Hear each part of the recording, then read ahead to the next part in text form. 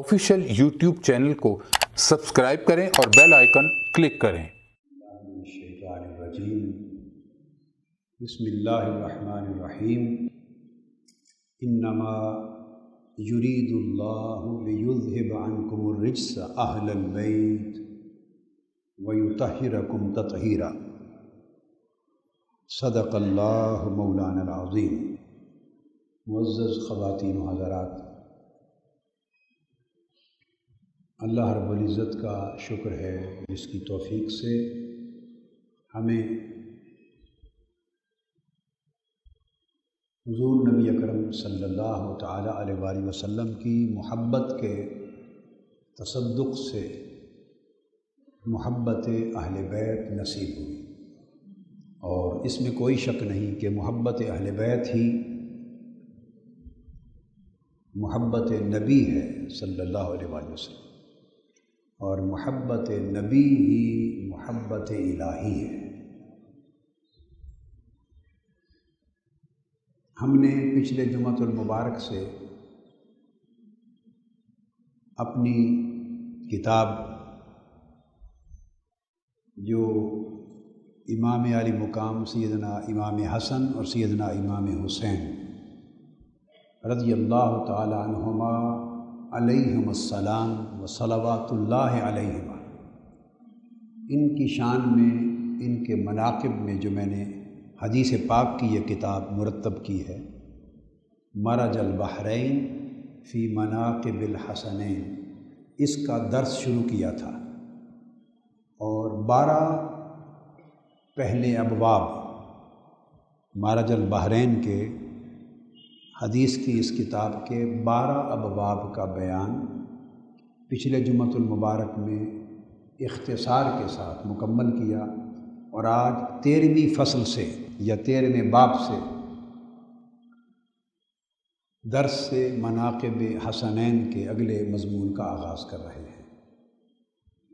मैंने जो आया करीमा तिलावत की है उस हदीस मुबारका में इस आयत करीमा के नुज़ूल का बयान हज़रत उम्मुल मोमिनीन हज़रत आयशा सिद्दीक़ा रज़ियल्लाहु ताला अन्हा बयान फरमाती हैं, एक दिन अलग सुबह आका अलैहिस्सलाम बाहर तशरीफ़ लाए और आपने एक चादर ओढ़ी हुई थी, और वो फरमाती हैं कि उस चादर पर स्याह ऊन से कजावों के नक्श बने हुए थे। हदीस में तो जो वाक़या हुआ उम्मुल मोमिनीन हज़रत आयशा सिद्दीक़ा रज़ियल्लाहु ताला अन्हा ने मिन्नोन बयान फरमा दिया। रुवात रावियान हदीस ने मिन्नोन उसको बयान आगे कर दिया, और इमाम मुस्लिम और दीगर अइम्मा हदीस ने मिन्नोन उसको नकल कर दी। ये बात न किसी मुहद्दिस ने लिखी है, न किसी शारे हदीस ने, न किसी मुहश्शी ने, और मेरी नज़र से ये बात न अहले सुन्नत के मुहद्दिसीन की नज़र की लिखी हुई गुज़री, न अहले तशय्यो के यहाँ मुझे ये बात नज़र आई।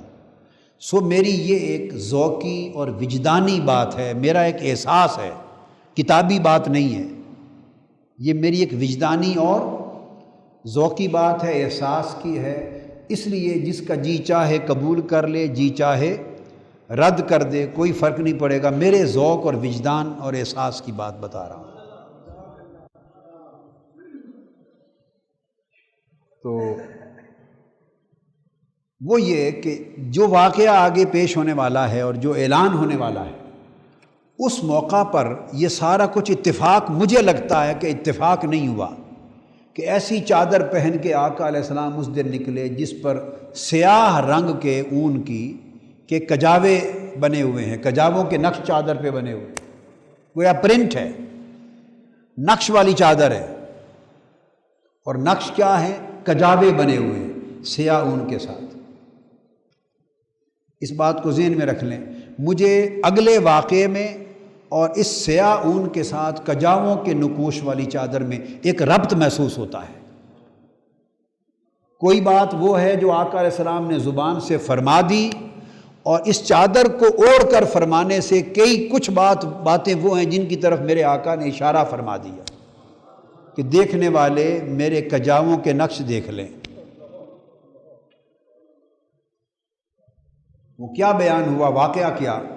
تو فرماتی ہیں کہ جب یہ چادر اوڑھ کے آقا علیہ السلام تشریف فرما ہوئے تو ادھر سے سیدنا امام حسن مجتبیٰ تشریف لے آئے۔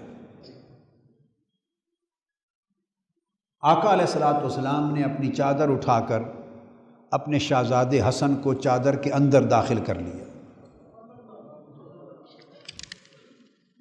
فجاء الحسن بن علی فادخلہ ثم جاء الحسین فدخل معه، پھر امام علی مقام سیدنا امام حسین شہزادے ہیں، وہ تشریف لے آئے، وہ بھی چادر میں اندر چلے گئے۔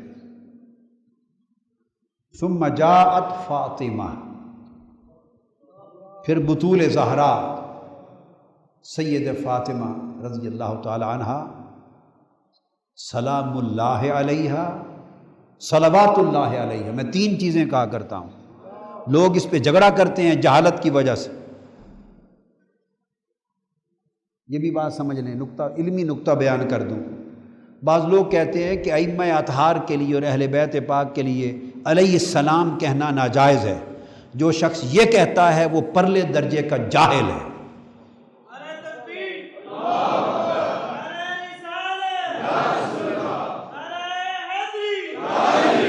ہم انہیں رضی اللہ تعالیٰ عنہ بھی کہتے ہیں۔ کیوں کہتے ہیں؟ کہ وہ صرف اہل بیت ہی نہیں، وہ صحابہ بھی ہیں۔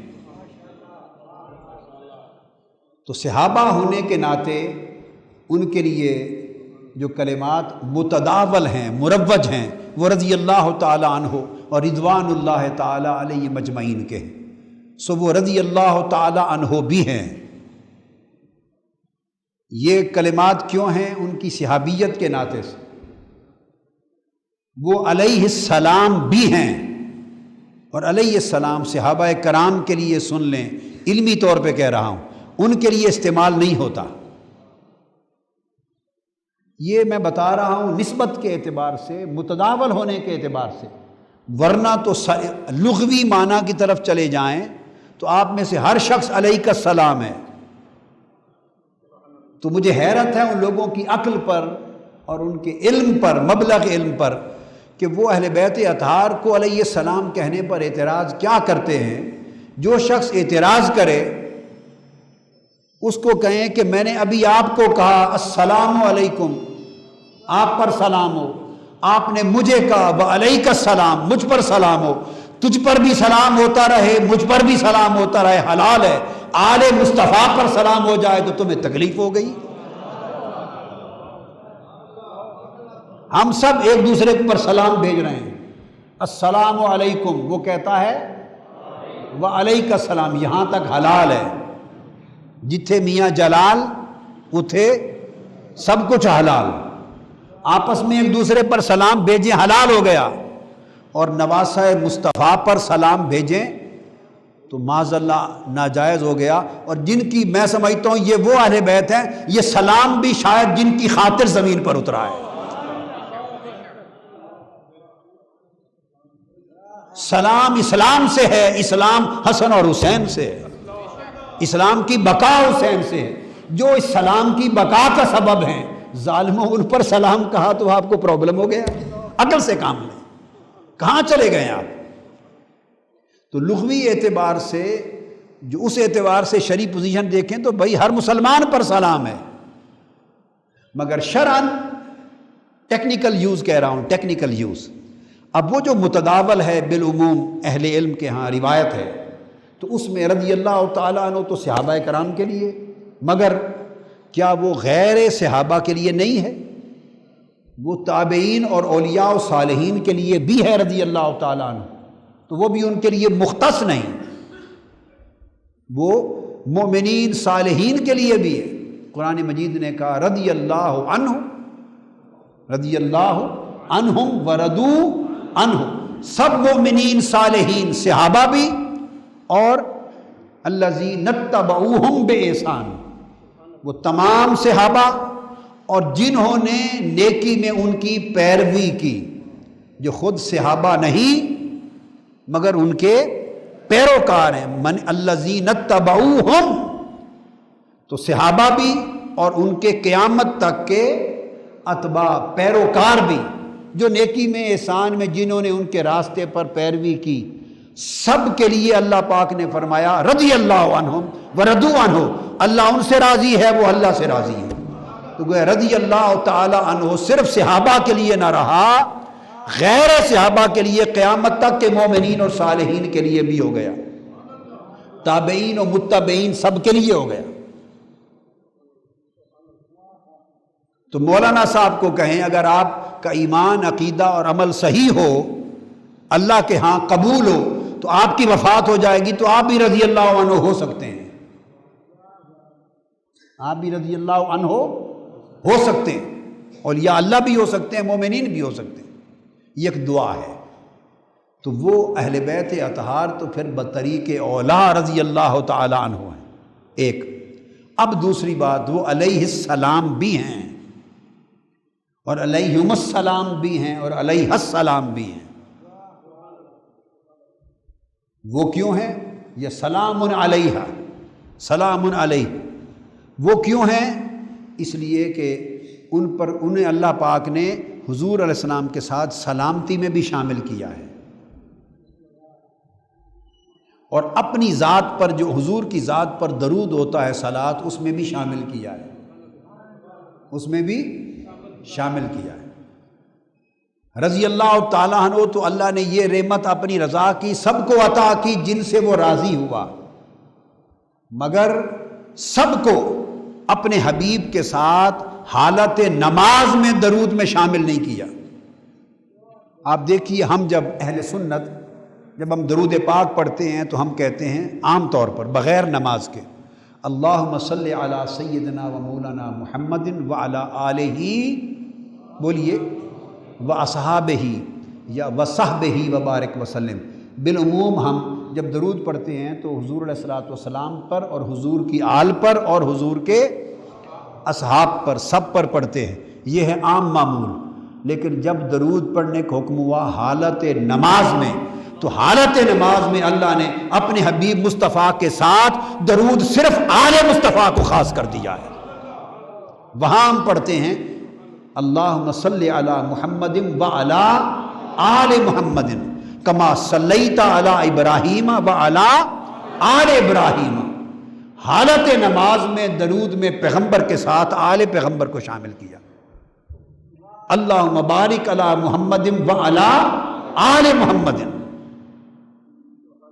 عام طور پہ کہنے میں آقا علیہ السلام وہاں بھی نصیحت فرما سکتے تھے کہ اس کو بھی یہاں پڑھا کرو، مگر تو اہل بیت وہ ہیں جنہیں اللہ نے اپنی عبادت کے اندر بھی حضور کے ساتھ صلات میں شامل کیا ہے۔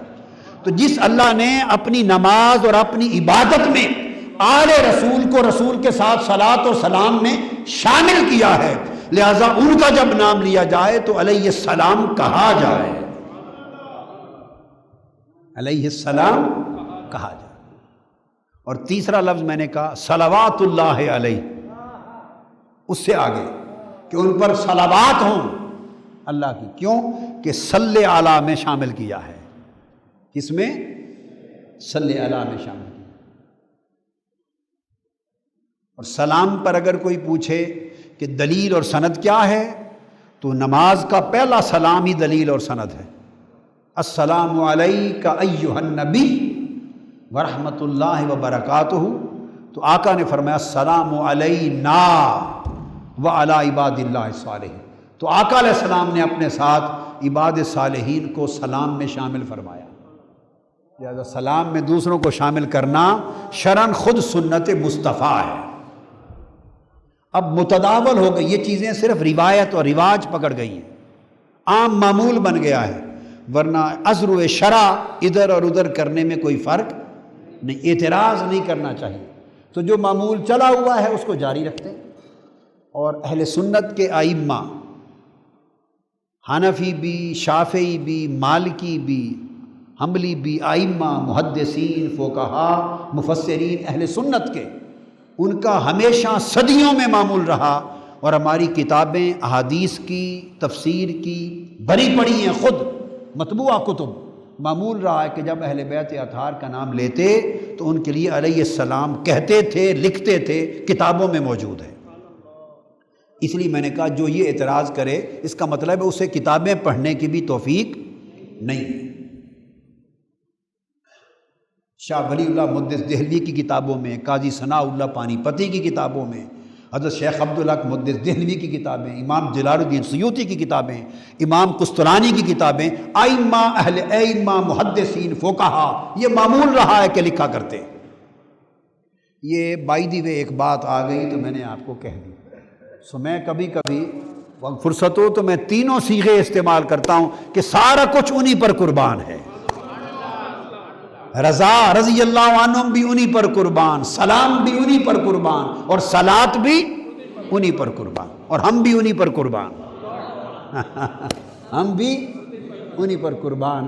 اور آگے میں اپنی بات کرتا ہوں، میرا دین، میرا ایمان، میرا اسلام بھی انہی پر قربان، اور ہم سب کی اولاد بھی ان پر قربان۔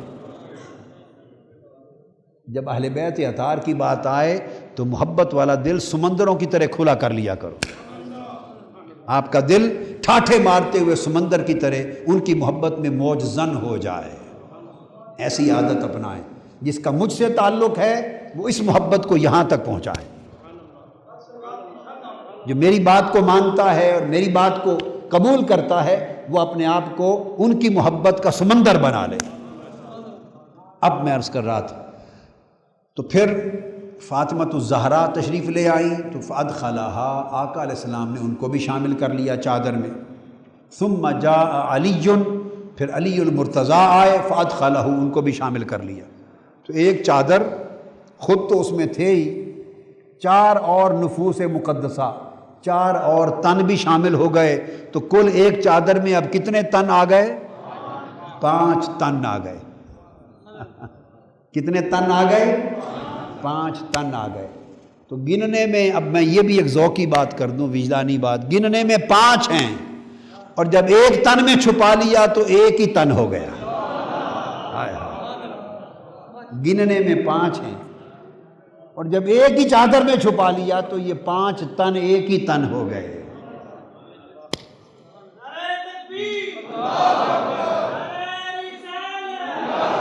پھر آقا علیہ السلام،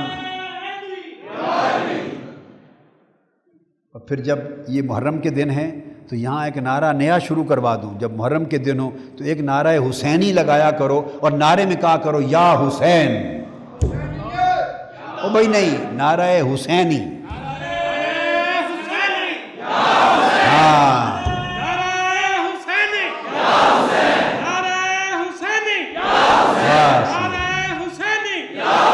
جب ایام کربلا ہوتے ہیں اس وقت یا حسین سے گونج پیدا کیا کریں۔ تو میں یہ عرض کر رہا تھا کہ سب کو جمع کر کے چادر میں ڈھانپ کر تو فرمایا، اور یہ سارا واقعہ کون بیان کر رہا ہے؟ ام المومنین حضرت عائشہ صدیقہ رضی اللہ تعالی عنہا۔ انما یرید اللہ لیذھب عنکم الرجس اہل البیت ویطہرکم تطہیرا۔ ان کو ڈھانپ کر عرض کیا، اللہ پاک نے یہ آیت جو نازل کی تھی اس کو پڑھا کہ اللہ تعالیٰ تو صرف یہ چاہتا ہے اے اہل بیت کہ تمہیں ہر طرح کی آلودگی سے پاک صاف کر دے اور کمال درجہ طہارت کو پہنچا دے۔ اس کے بعد پھر یہ حدیث ترمذی میں بھی روایت ہے، اس میں آقا علیہ الصلوۃ والسلام نے فرمایا جب یہ آیت کریمہ اتری، انما یرید اللہ لیذھب عنکم الرجس اہل البیت ویطہرکم تطہیرا، فرماتی ہیں کہ وہ ام سلمہ کے گھر تھے آقا علیہ الصلوۃ والسلام۔ فدعا فاطمہ، جب یہ آیت اتری تو یہ حضرت عمر ہیں، حضرت عمر بن ابی سلمہ، حضرت ابی سلمہ کے بیٹے ہیں، وہ روایت کرتے ہیں، یہ ربیب النبی آقا علیہ السلام نے ان کو پالا ہے، وہ روایت کرتے ہیں کہ جب یہ آیت اتری تو حضرت ام سلمہ کے گھر تھے، یہ آیت اترتے ہی آقا علیہ السلام نے حضرت فاطمہ کو بلایا، وحسنًا وحسینًا، اور حسن اور حسین کو بلا لیا، فجل لہم بکساء، اور ان سب کو اپنی چادر کے اندر ڈھانپ لیا، وعلی، پھر سیدنا علی المرتضیٰ کو بلایا، خلف ظہرہ فجل لہ بکساء، وہ آپ کی پشت مبارک کے پیچھے کھڑے، ان کو بھی آقا نے اپنی چادر میں ڈھانپ لیا۔ تو ان چاروں کو اپنے ساتھ چادر میں ڈھانپ کر اللہ کی بارگاہ میں عرض کیا، اللہم ہؤلاء اہل بیتی فاذھب عنہم الرجس وطہرھم تطہیرا، مولا یہ میری اہل بیت، ان سے ہر رجس کو دور فرما دے اور انہیں وہ طہارت عطا کر دے جو طہارت دینے کا حق ہے۔ پھر حدیث ہے حضرت ام سلمہ رضی اللہ تعالیٰ عنہ روایت کرتی، یہ پہلے والی حدیث ترمذی شریف میں، میں نے تو اپنی کتاب مرج البحرین میں کثرت کے ساتھ تخریج کی اور حدیث کے حوالے دیے، مگر ایک آدھ دے دینا بھی بعض اوقات کافی ہوتا ہے وقت بچانے کے لیے۔ پھر اس کے بعد دوبارہ حدیث جو دے رہا ہوں حضرت، یہ بھی ام سلمہ رضی اللہ تعالیٰ عنہا روایت کرتی، اور یہ بھی ترمذی شریف میں، اور امام احمد بن حنبل نے مسند میں بھی روایت کی۔ تو آقا علیہ الصلوۃ والسلام فرمایا، ام سلمہ فرماتی ہے کہ آقا علیہ السلام نے حضرت علی کو، حضرت حسن کو، حضرت حسین کو اور حضرت فاطمۃ الزہرا کو، ان ساروں کو آقا نے اپنی چادر میں ڈھانپ لیا اور عرض کیا، اللہم ہؤلاء اہل بیتی و خاصتی، ایک ایک لفظ بڑھ رہا ہے، بدل رہا ہے، اس لیے روایت کر رہا ہوں۔ عرض کیا، باری تعالیٰ یہ میری اہل بیت ہے اور یہ میرے خاص قرابت والے مقرب ہیں، ان کو مطہر کر دے۔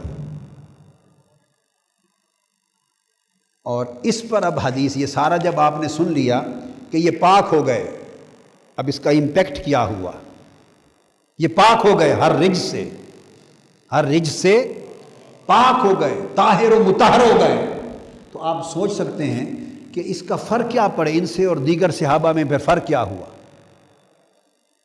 دیگر نیک لوگ، صالحین، اولیاء، صحابہ کرام، تابعین، اللہ کے مقربین، ان میں اور ان میں، یہ جو مطہر و مطہر ہو گئے، ہر رجس اور نجس سے پاک ہو گئے، تو فرق کیا ہوا، پریکٹیکل ڈیفرنس کیا ہوا، وہ ایک حدیث بیان کر دیتا ہوں، آپ کو سمجھ آ جائے گی کہ فرق کیا پڑ گیا۔ وہ حدیث بہقی شریف میں، امام بہقی نے سنن کبریٰ میں روایت کی، اور کنز المال میں بھی ہے، اور امام ابن عساکر نے بھی روایت کیا، اور امام ابن کثیر نے بھی اس کو روایت کی، اور امام سیوطی نے خصائص کبریٰ میں روایت کی۔ فرق کیا ہوا؟ وہ فرق حضرت ام سلمہ بتاتی ہیں رضی اللہ تعالی عنہا، وہ فرماتی ہیں فرق یہ ہوا کہ آقا علیہ الصلوۃ والسلام نے ایک دن صحابہ کرام کے اجتماع سے خطاب کر کے کہا کہ لوگوں سن لو، یہ مسجد کسی ایسے مرد کے لیے، اس مسجد نبوی میں آنا جس پر غسل واجب ہو، جس پر غسل، اب بات کو سمجھ گئے نا، جس پر عضو شرع غسل کرنا واجب ہو چکا ہو کسی عمل کی وجہ سے، جو گھر اپنی زوجہ سے مل کر آیا ہے یا خواب سے اٹھا ہے اس حالت میں کہ اس پر غسل کرنا واجب ہو گیا۔ فرمایا کوئی ایسا مرد جس پر غسل واجب ہو چکا ہو، اور کوئی ایسی عورت ان دنوں میں جب وہ نماز نہیں پڑھ سکتی، کسی ایسے مرد اور کسی ایسی عورت کو میری مسجد نبوی میں قدم رکھنا حلال نہیں، سوائے علی کے، فاطمہ کے، حسن کے اور حسین کے۔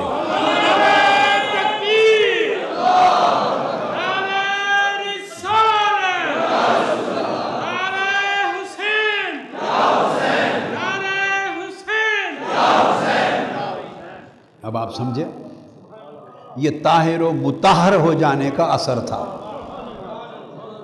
کہ جس وقت اللہ نے انہیں نماز پڑھنے سے رخصت دے دی ہے، تو ایسی کوئی عورت اس حالت میں مسجد میں نہیں آ سکتی سوائے فاطمۃ الزہرا رضی اللہ سیدۃ النساء کے، سوائے بطول زہرا کے، سوائے بنت مصطفیٰ۔ کیوں نہیں آ سکتی؟ کہ مسجد کی طہارت کے منافی ہے۔ جب اللہ نے آپ کو نماز پڑھنے سے روک دیا تو اس حالت میں مسجد میں آنا منع کیوں ہے؟ کہ مسجد کی جو طہارت ہے اس کے منافی ہے۔ تو سیدہ فاطمۃ الزہرا کو اجازت کیوں ہے؟ اس لیے کہ ادھر مسجد کی طہارت ہے، ادھر فاطمہ کی طہارت ہے، اور فاطمہ کی طہارت مسجد کی طہارت سے کم نہیں ہے۔ اور عورت اگر داخل ہو تو غیر طاہر عورت طاہر مسجد میں داخل ہوگی، غیر مطہر عورت حالت طہارت میں جو نہیں، وہ عورت مسجد میں داخل ہوگی، مسجد کی طہارت متاثر ہوگی. اور اگر کسی بھی حال میں سیدہ فاطمہ الزہرا داخل ہو تو طہارت میں آ رہی ہے، مطہر میں آ رہا ہے، طاہر میں آ رہا ہے.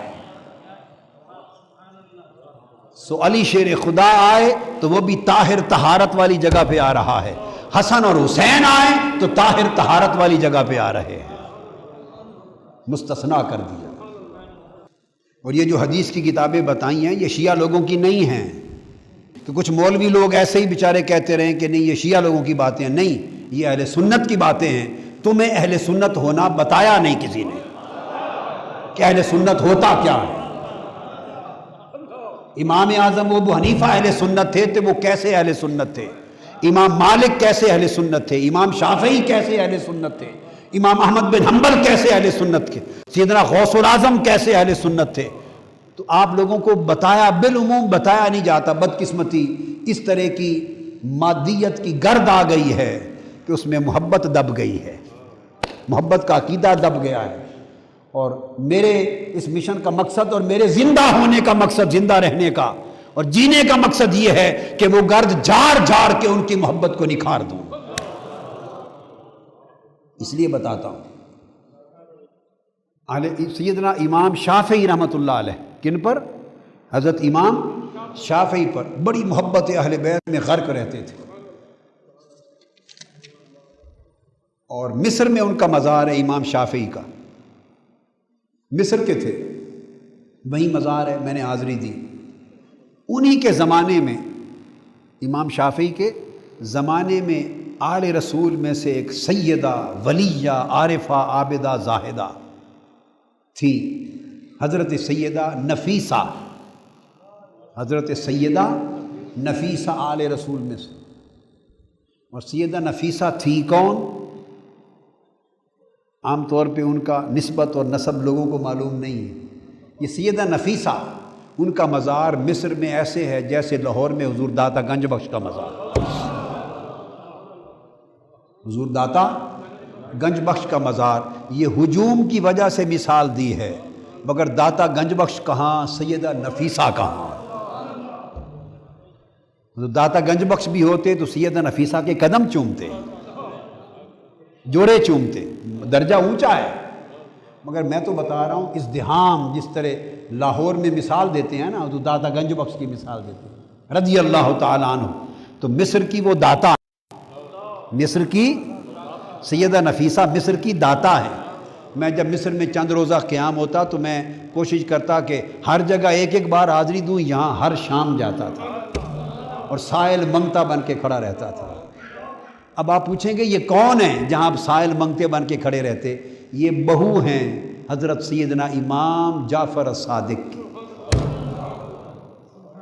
امام جعفر صادق علیہ السلام کی، امام موسیٰ کاظم کی بھاوج ہیں. ان کے جو دوسرے صاحبزادے تھے ان کی صاحبزادی ہیں، اور پھر حضور کی آل کی ہی شہزادی ہیں، آل پاک کی شہزادی. اور شاگرد ہیں حدیث میں امام مالک کی. اب آپ سمجھیں، حدیث میں شاگرد ہیں، حدیث اور فقہ میں شاگرد ہیں امام مالک کی، شہزادی ہیں اہل بیت کی، بہو ہے امام جعفر صادق. تو مصر میں تھی. تو امام شافعی جب بیمار ہوئے تو آپ سے پیغام بھیجتے کہ اپنا کوئی کپڑا، قمیض پانی میں ڈبو کے بھیج دیں. تو آپ کا پانی میں ڈبویا ہوا قمیض لے کے مل کے اس کا وسیلہ مانگتے اور شفا یاب ہو جاتے. یہ امام شافعی کی محبت تھی اہل بیت سے. اب پورا عالم عرب شافعی ہے اس وقت، وہ شافعی. تو کسی نے ان پر طعنا کیا کہ یہ رافضی ہیں، شیعہ ہیں. کسی نے ان کو طعنا دے دیا، شیعہ بھی نہیں کہا. معتدل شیعہ ہو تو اس کو شیعہ کہتے ہیں، اور اگر حد پار کی ہوئی ہو نا، اس نے آگے ہی ٹپا ہوا ہو، تو پھر وہ رافضی کہتے ہیں. جیسے صحیح اعتدال کے عقیدے پر ہو تو سنی، اور اگر حد کو خارج کر کے خارج ہو جائے، نکل جائے تو خارجی ہو جاتا ہے. تو جو شیعوں میں خارجی ہو جائے وہ رافضی ہوتا ہے. ٹھیک بات ہے نا علامہ کراری سے؟ صحیح بات ہے نا؟ جو شیعہ حضرات میں خارجی ہو جائے وہ رافضی ہوتا ہے، یعنی وہ حد کراس کر جاتا ہے، اور سنیوں میں جو خارجی ہو جائے وہ ہوتا ہے اس کے کئی نام ہیں، اس کے کئی نام ہیں، وہ میں نہیں لیتا، مگر سمجھو خارجی ہوتا ہے۔ تو میں عرض کر رہا تھا، کسی نے تانا دیا امام شافعی کو کہ یہ شیعہ ہیں، رافضی کہہ دیا۔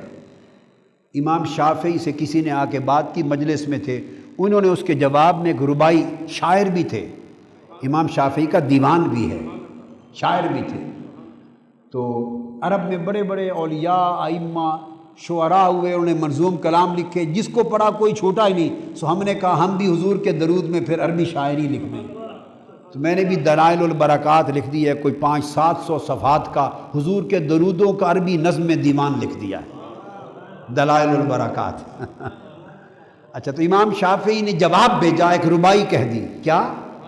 اس ربائی میں یاد دلائیں تو میں وہ دیوان لاؤں گا، اگلی بار پڑھ کے سنا دوں گا۔ اس ربائی میں آپ نے کہا ہاں میں اہل بیت محمد سے محبت کرتا ہوں، اور اگر اہل بیت سے محبت کرنے کا نام رافضی ہونا ہے تو دنیا میں مجھ سے بڑا رافضی کوئی نہیں ہے۔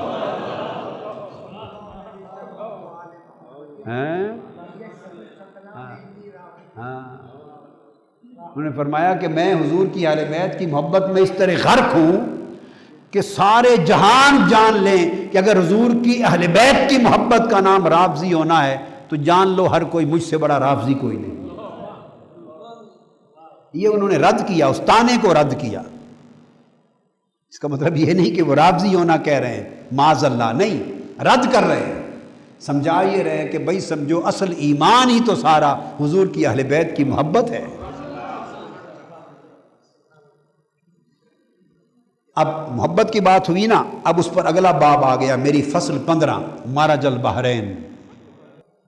ہاں، تو وہ جو حدیث بیان ہو گئی اس میں کجاووں کی بات یہ تھی کہ میرا وجدان یہ کہتا ہے، چونکہ امام علی مقام، حسن مجتبی، حسن فاطمہ، علی مرتضیٰ، اس گھرانے کو اہل بیت بنا کر چادر میں چھپا کے ایک تن ہونے کا، 5 تنوں کے ایک تن ہونے کا اعلان کرنا تھا، اہل بیت ہونے کا اعلان کرنا تھا، تو اس عمل کو آقا نے ایک ایسی چادر اوڑھ کے کیا جس پر سیاہ رنگ کی اون کے کجاوے بنے ہوئے تھے، سیاہ رنگ کی اون کے کجاموں کا اشارہ قافلہ کربلا کی طرف تھا۔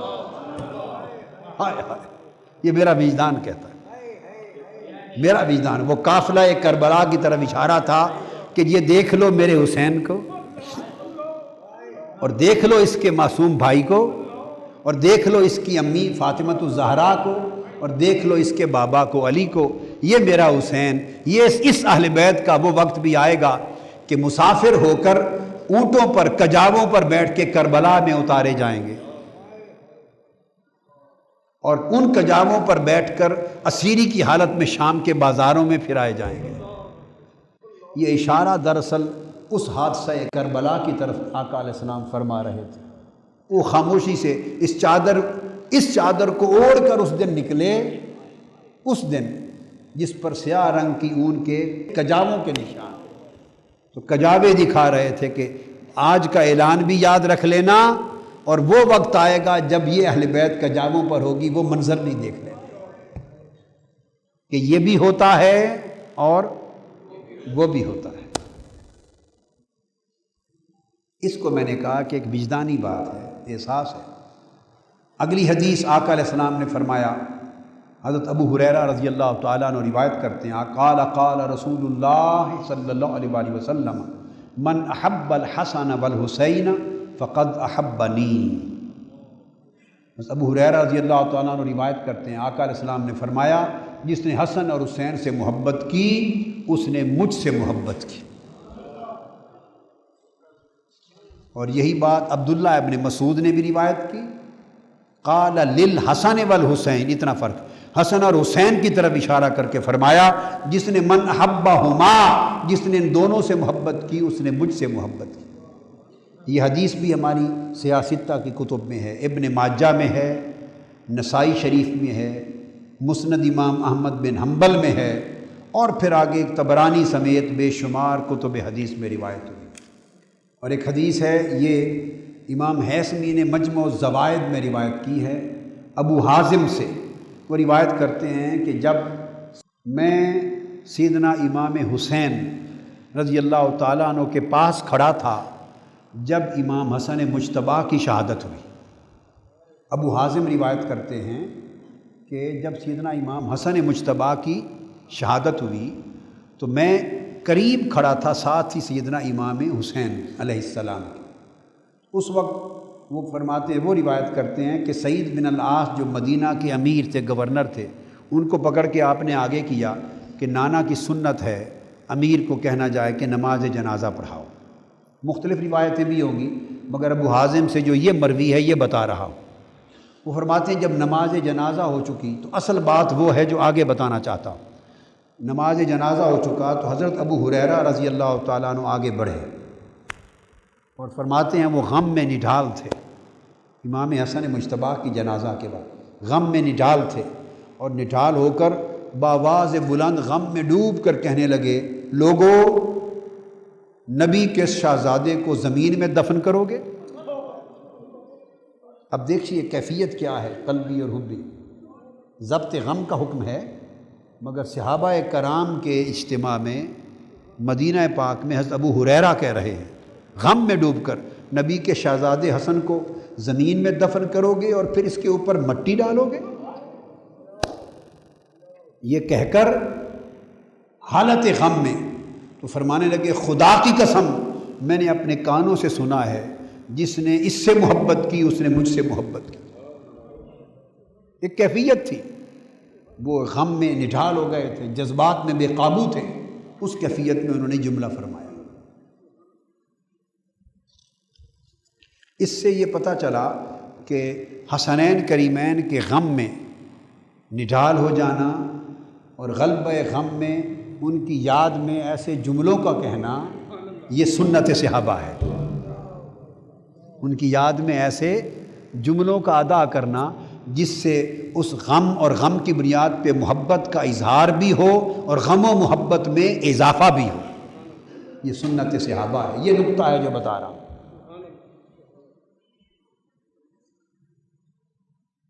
پھر آگے حدیث میں امام حاکم نے مستدرک میں روایت کیا اور امام طبرانی میں حضرت سلمان روایت کرتے ہیں، سمعت رسول اللہ صلی اللہ علیہ وآلہ وسلم یقول من، یہ اسی محبت حسنین میں ایک ایک قدم آگے بڑھ رہے ہیں، ایک ایک قدم۔ پہلے فرمایا جس نے ان دو شہزادوں سے محبت کی اس نے مجھ سے محبت کی۔ اب آگے اگلا سٹیپ حدیث میں آقا علیہ السلام نے فرمایا من احبہما قد احبنی ومن احبنی احبہ اللہ ومن احبہ اللہ ادخلہ الجنہ۔ ایک منطقی نتیجہ بیان فرمایا۔ آقا علیہ السلام نے فرمایا سنو، جس نے میرے حسن اور حسین سے محبت کی اس نے مجھ سے محبت کی، جس نے مجھ سے محبت کی اس سے اللہ محبت کرے گا۔ یہ بات بڑی خاص ہے۔ فرمایا جس نے من احبہما احبنی، جس نے ان سے محبت کی اس نے مجھ سے محبت کی، اور جس نے مجھ سے محبت کی من احبنی۔ اب یہاں یہ نہیں فرمایا کہ احب اللہ، جس نے مجھ سے محبت کی اس نے اللہ سے محبت کی۔ جوڑ تو یہ بنتا تھا نا، نظم الفاظ یہ بنتا تھا کہ جس نے ان سے محبت کی اس نے مجھ سے محبت کی، جس نے مجھ سے محبت کی اس نے اللہ سے محبت کی۔ مگر جب اس مقام پہ پہنچے تو آقا علیہ السلام نے اسلوب بیان بدل دیا ہے۔ اب دوبارہ سنیں، فرمایا جس نے ان سے محبت کی اس نے مجھ سے محبت کی، اور زور چونکہ محبت حسنین پر ہے، فرمایا جس نے مجھ سے محبت کی اس سے اللہ نے محبت کی، جس نے مجھ سے محبت کی اس سے اللہ نے محبت کی۔ گویا جو میرا محب ہوا وہ خدا کا محبوب ہو گیا۔ یہ نہیں فرمایا جو میرا محب ہوا وہ اللہ کا محب ہوگا، نہ، فرمایا جو میرا محب بنا خدا اس کا محب بن گیا اور وہ محبوب خدا ہو گیا۔ ومن احبہ اللہ، اور جس سے پھر اللہ نے محبت کی اللہ نے اسے جنت عطا فرما دی۔ گویا حدیث کا ایک کنارہ اور حدیث کا آخری کنارہ دونوں کو ملایا، من حبہما سے لے کر ادخلہ الجنہ تک، تو نتیجہ یہ نکلا جس نے حسنین سے محبت کی اس کے لیے جنت واجب ہو گئی۔ یہ نتیجہ نکلا حدیث کا۔ اب پھر یہ حدیث طبرانی میں آئی ہے، پہلی حدیث حاکم نے، امام حاکم نے مستدرک میں لی تھی۔ اب دوسری روایت، آقا علیہ السلام نے حسن اور حسین کی طرف اشارہ کر کے فرمایا اگلے الفاظ، من احبہما احببتہ، فرمایا جس نے حسن اور حسین سے محبت کی سن لے اس سے میں محبت کروں گا۔ اب اسلوب پہلے ہی تبدیل کر دیا، پہلے فرمایا تھا من احبہما فقد احبنی، جس نے ان دونوں شہزادوں سے محبت کی اس نے مجھ سے محبت کی۔ اب اسلوب بدل دیا، اب فرمایا جس نے ان شہزادوں سے محبت کی اس سے میں محبت کروں گا۔ واہ واہ واہ واہ، گویا اب معنی کیا ہوا؟ اب فرمایا آقا علیہ السلام نے معنی کیا، لفظاً فرمایا کہ جو محب حسنین ہوا وہ پہلی حدیث کی روح سے محب مصطفیٰ تھا۔ جو محب حسنین ہوا وہ محب مصطفیٰ ہو گیا۔ روایت کے روح سے جو محب حسنین ہوا وہ محبوب مصطفیٰ ہو گیا۔ ہائے ہائے، جو محب حسنین ہوا وہ محبوب مصطفیٰ ہو گیا۔ اب لوگوں آپ سمجھے کہ حسن اور حسین کی محبت کا صلہ کیا ہے، تو پھر کیوں نہ اس محبت پہ واری واری جائیں، کیوں نہ اس محبت پہ فنا ہو جائیں، کیوں نہ اس محبت پہ قربان ہو جائیں۔ خدا کی عزت کی قسم، اس شخص نے ایمان کے دریا کا قطرہ نہیں چکھا جس کے دل محبت حسنین سے موجزن نہیں ہو گیا۔ اس نے ایمان کی شراب کا ایک ذائقہ تک نہیں چکھا جس کا دل حسنین کی محبت میں موجزن نہیں ہو گیا۔ اس نے ذائقہ ایمان ہی کا نہیں چکھا، اسے ایمان کی ہوا ہی نہیں لگی، وہ شہر ایمان سے اس کا گزر ہی نہیں ہوا جو حسنین کی محبت میں جس کا دل موجزن نہیں ہے۔ اور اسے حضور کی محبت نہیں ملی، اسے حضور علیہ السلام کی نسبت ہی نہیں ملی جس نے خود کو حسنین کی محبت میں فنا نہیں کیا۔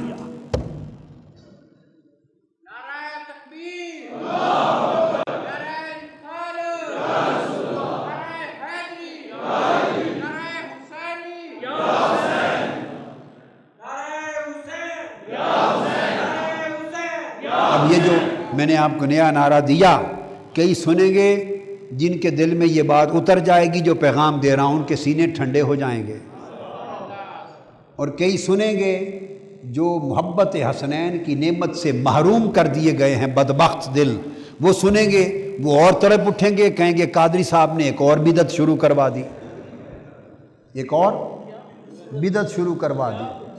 تو جب وہ یہ کہیں گے کہ بدعت شروع کرا دی تو میں امام شافعی کی پیروی میں کہوں گا اگر محبت حسنین میں لوگوں کو فنا کرنا بدعت ہے تو مجھ سے بڑا بدعتی کوئی نہیں کائنات میں۔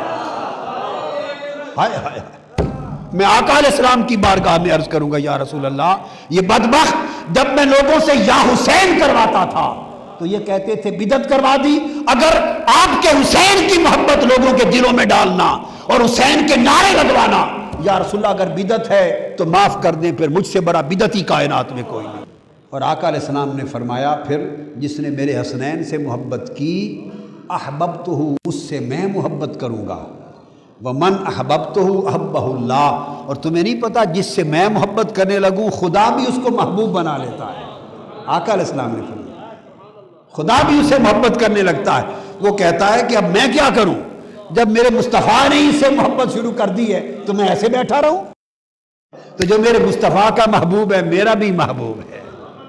ہائے ہائے ہائے ہائے، ومن احبہ اللہ ادخلہ جنات النعیم۔ پہلی حدیث میں تو تھا کہ جو اللہ اپنا محبوب جس کو پھر بنا لے محبت حسنین اور محبت مصطفیٰ کے صلے میں اسے جنت عطا کر دیتا ہے، پہلی حدیث تو یہ تھی۔ اب آگے بڑھ گیا معاملہ، فرمایا ادخلہ جنات النعیم، اور کوئی یہ نہ سمجھ لے کہ ایک جنت دیتا ہے، نہیں، فرمایا جو اس طرح اس راستے پر چل کر میرا محبوب ہو جائے ساری جنتیں اللہ اس کی جھولی میں ڈال دیتا ہے۔ جنات النعیم، سب نعمتوں والی جنتیں عطا کر دیتا ہے۔ اللہ پاک بھی فرماتا ہے کہ تم نے میرے محبوب کے حسنین سے محبت کی، سو میرے مصطفیٰ نے تجھے محبوب بنا لیا، اور پھر تم مصطفیٰ کے محبوب ہوئے تو میرے محبوب ہو گئے۔ لے میں نے جنتیں کیا کرنی، اور لے جا ساری جنتیں تیری جھولی سٹ دی، اور ساری جنتیں ہی تو لے جاؤ، اور لٹ لے ساری جنتاں، لٹ لے جنتاں۔ میرے محبوب دے حسنین دا عاشق ہو گیا تو میرے محبوب دے حسنین دا عاشق ہو گیا، اور ساری جنتاں لے جا۔ پھر بعد میں کوئی شخص آئے گا حسنین کی محبت سے خالی دل لے کر، حسنین کی محبت سے خالی سینہ لے کر، اور اپنے کاغذ نکالے گا کہ مولا میں نے 10 حج کیے، 100 عمرے کیے، اتنی نمازیں پڑھی، اتنی زندگی تبلیغیں گزاری، اتنی شریعتوں پر عمل کیا، سنتیں کی، حج کیے، زکوٰۃ دیے، جہاد کیے، اتنا ڈھیر کھولے گا سارا۔ وہ کھول کھول کے اللہ پاک پوچھے گا چاہتے کیا ہو؟ اب مجھے جنت دے۔ اس نے کہا نس جاؤ، جنت بچی کوئی نہیں، نس دفع ہو جائے تو تیرے سارے اعمال جہنم میں سٹ دیے۔ کیوں؟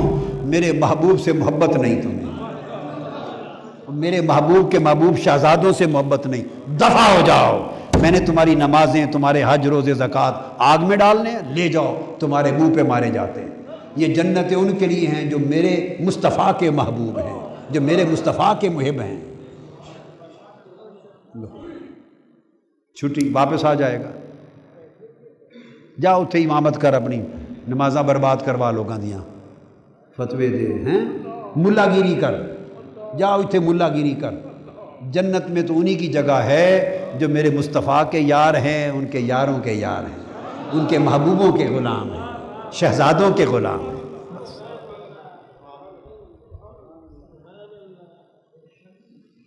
اس کے بعد پھر آگے پھر سیدنا علی ابن ابی طالب روایت کرتے ہیں، یہ فصل نمبر 17 آ گئی حدیث کی، آگے ایک قدم اور آگے بڑھ گیا۔ آقا علیہ السلام نے فرمایا ان رسول اللہ صلی اللہ علیہ وآلہ وسلم اخذ بید حسن و حسین۔ آئے کبھی دیکھو یہ نام کی ساؤنڈ کتنی پیاری ہے، آپ کہیں نا حسن و حسین، کیسی گونج ہے، کیسی اس کی جو صوتی حسن ہے، صوتی حسن۔ اخذ بید حسن و حسین، ہائے ہائے ہائے ہائے ہائے۔ آقا کتنے پیارے نام رکھے شہزادوں کے، وہ ہونے ہی یہی نام چاہیے تھے، سبحان اللہ۔ تو ان کے ہاتھ پکڑ لیے، مولا علی المرتضیٰ فرماتے ہیں کہ حسن اور حسین کے ہاتھ پکڑ لیے، ہاتھ دونوں سنبھال کر لوگوں کو اعلان کیا، قال من احبنی وحب ہذین واباہما وامہما۔ وہ ساری نسبتیں پھر آگے انہی شہزادوں کی طرف سے چل رہی ہیں۔ فرمایا جس نے مجھ سے محبت کی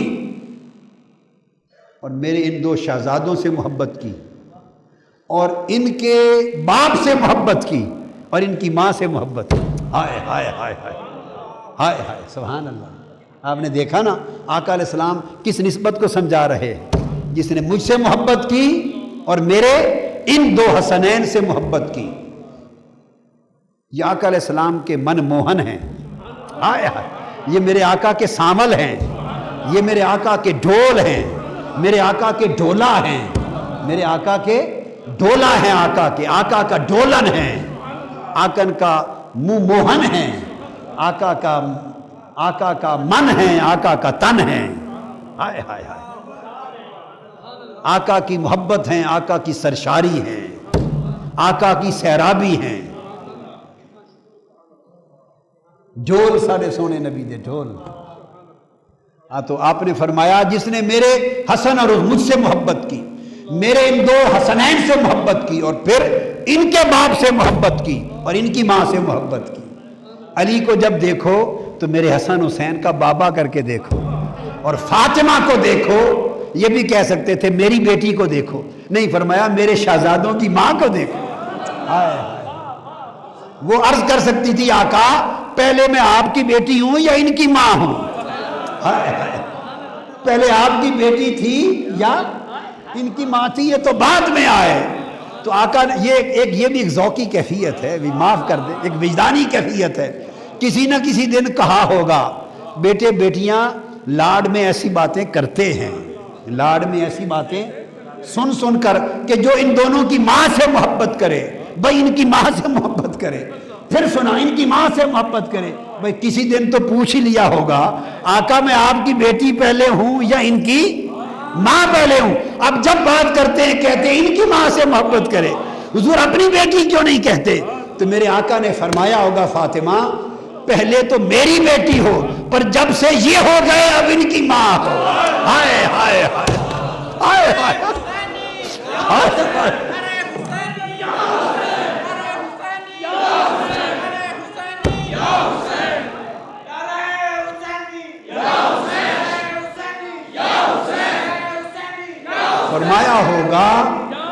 فرمایا ہوگا فاطمہ میری بیٹی بے شک پہلے ہو بعد میں ان کی ماں ہو، پہلے تو میری بیٹی تھی، میرا لخت جگر تھی، میرا لخت جگر ہو، میرے دل کا ٹکڑا ہو، میری جان ہو، مگر جب سے یہ ہو گئے ہیں تب سے جب تمہارا ذکر کرتا ہوں نا میرے ان شہزادوں کی ماں تو مجھے مزہ زیادہ آتا ہے۔ ہائے ہائے۔ اب حسن حسین جب ان شہزادوں کی ماں کر کے کہتا ہوں تو کچھ اور کیفیت لگتی ہے، پھر چپ کر گئی ہوں گی اپنا کیس ہار گئی ہوں گی۔ فرمایا ہوگا میرے حسین سے بڑا ظلم کرنا ہے تو ان کے مقدمے جتوا لینے دو، جو کچھ میں کر سکتا ہوں ان کے لیے کر لینے دو۔ ایک وقت وہ بھی آئے گا جب لوگ نہیں پہچانیں گے کہ یہ سب کچھ کس کے ساتھ ہو رہا ہے۔ جب نیزوں پہ سر ہوں گے اور لاشیں ان کے گھوڑوں کی ٹاپوں میں کچلے جا رہے ہوں گے، ان کی شہادتیں ہوں گی، بے سر و سامانی ہوگی، اس وقت ظالموں بدبختوں دوزخیوں کو یہ سمجھ نہیں ہوگی کہ یہ کون ہے، کن کے ساتھ ہو رہا ہے۔ اور جب میری بیٹی سیدہ زینب کو جب وہ ظالم بدبخت یہ کہہ رہے ہوں گے کہ یہ کنیزوں میں کون اونچا اونچا بول رہی ہے، ان بدبختوں جہنمیوں کو نہیں پتا ہوگا جسے کنیز کہہ رہی ہو یہ کون ہے، یہ وہ زینب ہے جو میری گود میں کھیل رہی ہے۔ سیدہ زینب آقا علیہ السلام کی گود میں کھیلتی تھی، 5 سال مصطفیٰ کی گود میں کھیلی ہیں حسن حسین کے ساتھ، ان کو بدبخت کنیز کہہ رہے ہیں۔ تو آقا نے فرمایا ہوگا فاطمہ یہ ساری نسبتیں حسین کی جتوا لینے دو۔ ہائے ہائے، حسین نے میرے نام پر بڑی قربانی دینی ہے، اس کا جی راضی کر لینے دو، میرا جی چاہتا ہے اسی کی نسبت ہر طرف بیان کرتا رہوں کہ اس نے میری نسبت کی بڑی لاج بلند کرنی ہے۔ تو فرمایا تو جس نے مجھ سے محبت کی، جس نے ان 2 شہزادوں سے محبت کی، ان کے باپ سے محبت کی، ان کی ماں سے محبت کی، کان معی فی درجتی یوم القیامہ، وہ قیامت کے دن جہاں میں ہوں گا ان سے محبت کرنے والا قیامت کے دن میرے ساتھ کھڑا ہوگا، میرے ساتھ کھڑا ہوگا۔ یہ حدیث بھی ترمذی شریف میں ہے۔ گویا محب حسنین، محب علی اور محب فاطمہ اور محب اہل بیت، آقا نے فرمایا قیامت کے دن میرے ساتھ اس کا حشر و نشر ہوگا۔ خوش نصیب ہو اے محبان اہل بیت، اے محبان حسنین، کہ آپ کا حشر اس محبت کے صدقے آقا علیہ السلام کے ساتھ ہوگا۔ قیامت کے دن حضور کے درجے میں حضور کے ساتھ غلاموں کی طرح کھڑے ہوں گے۔ اور پھر آقا نے فرمایا، حضرت علی المرتضیٰ روایت کرتے ہیں، اور اس حدیث کو امام طبرانی نے روایت کیا المعجم الکبیر میں، فرمایا عن النبی قال انا و فاطمہ و حسن و حسین مجتمعون ومن احبنا یوم القیامہ ناکل و نشرب۔ فرمایا قیامت کا دن ہوگا، فرمایا میں یعنی تاجدار کائنات حبیب کبریا صلی اللہ علیہ وسلم اور فاطمہ اور حسن اور حسین، حضرت علی بیان کر رہے ہیں خود، میں فاطمہ حسن حسین سب آقا علیہ السلام فرماتے ہیں مجتمعون، میرے ساتھ ایک ہی جگہ پر جمع ہوں گے، ومن احبنا، اور جو ہمارے محب ہوں گے وہ بھی اسی جرمٹ میں ہوں گے یوم القیامہ۔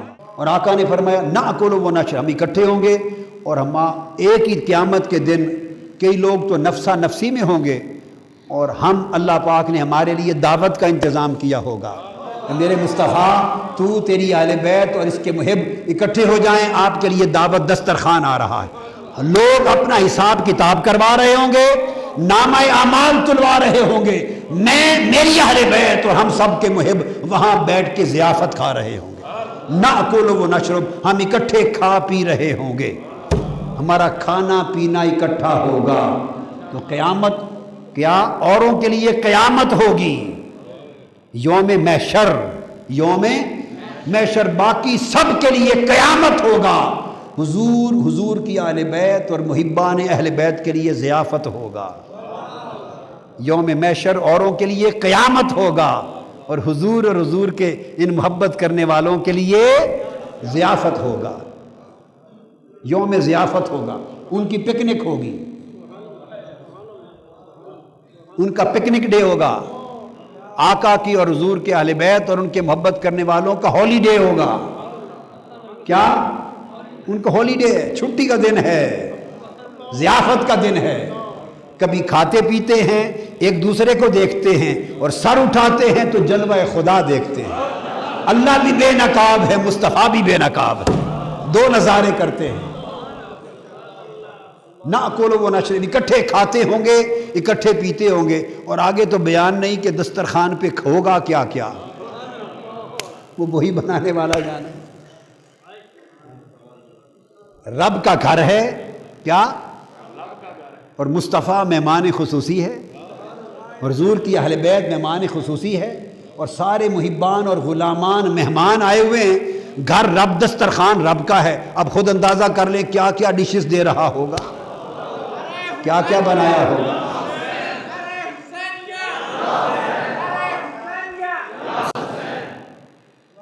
عبداللہ ابن عباس رضی اللہ تعالیٰ عنہ روایت کرتے ہیں، اور یہ حدیث امام دیلمی نے الفردوس میں بیان کی، اور امام سخاوی صاحب مقاصد حسنہ انہوں نے بھی استجلاب ارتقاء الغرف میں بیان کی، بیان کرتے ہیں کہ آقا علیہ السلام نے فرمایا انا شجرۃ وفاطمۃ حملها وعلی لقاؤها والحسن والحسین ثمرتها والمحبون لأہل البیت ورثها من الجنت حقا حقا، فرمایا عبداللہ ابن عباس نے، آقا علیہ السلام نے فرمایا کہ میں لوگوں سمجھ لو، اس مثال کو سمجھ لو، تمثیل کو، میں درخت ہوں، میں درخت ہوں، اور میری فاطمہ اس کی ٹہنی ہے، ہائے ہائے، فاطمہ اس کی ٹہنی ہے، اور علی اس کا پھول ہے، شگوفہ ہے، پھول ہے، اور حسن حسین میرے درخت کی ٹہنی کے دو پھل ہیں، اور محبت کرنے والے محبان و غلامان اس درخت کے پتے ہیں، اور اس شان کے ساتھ یہ درخت جنت میں ہوگا، فرمایا حقاً حقا، یہ حق ہے، یہ حق ہے،